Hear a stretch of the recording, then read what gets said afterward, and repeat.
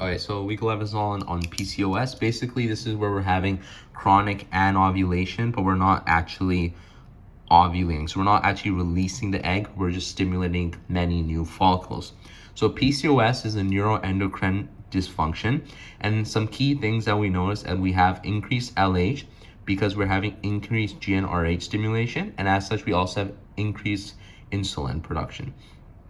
Now, what's going to end up happening is our FSH is actually going to decrease because we're having so much peripheral estrogen production from our increased LH, and also we're going to have increased inhibin as a result of that.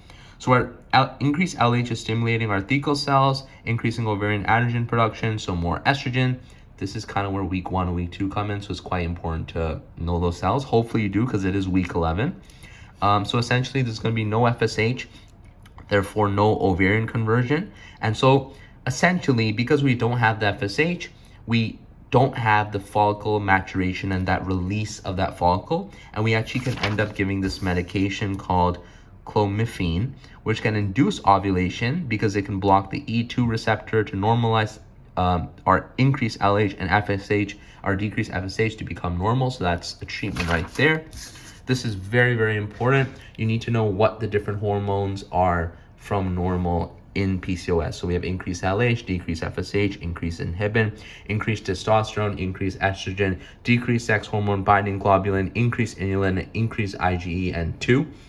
And then maybe one sentence from the lecture or Google or the textbook as to why that is the case. So you could say, there is increased LH because PCOS is a neuroendocrine dysfunction. This is increasing our GnRH and therefore increasing our LH stimulation. Interestingly, there is decreased FSH for peripheral estrogen production, mainly because of the increased inhibin we get from the increased LH. Something like that along those lines. So essentially, we can end up getting infertility in PCOS because we're having all this chronic anovulation. And you can also get something called, which is hirsutism, which likely would be a hint at a KFP. So hirsutism is essentially excess hair production. It could be at the arms, neck, face. It's like it's not like having a beard or something. It's very excessive hair production. And obviously there is degrees of severity to this as well.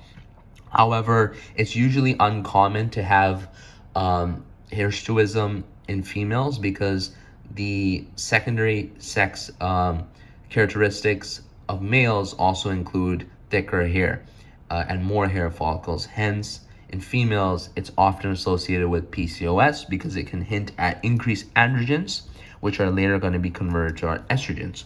Now, we can also give metformin, which is going to inhibit the hepatic glucose output. This is mainly because it's decreasing our insulin-induced LH transcription. And there's lots of more things that you can cover for this week, but again, this is just a summary. In terms of the histology, definitely know that what a postmenopausal follicle is going to look like. What a postmenopausal slide is going to look like. So there's going to be no follicles in that. And then for our PCOS slide, you're going to notice the thecal and stromal cells and a very thin granulosa cell layer.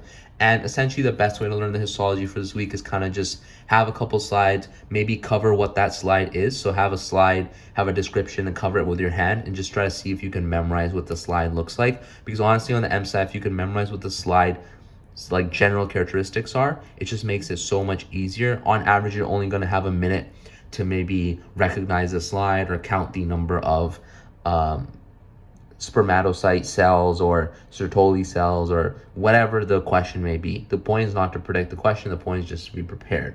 So having that recognition of what the slide actually is very quickly and then moving on to the question will allow you to answer the question better, because on average you're only getting 1 minute.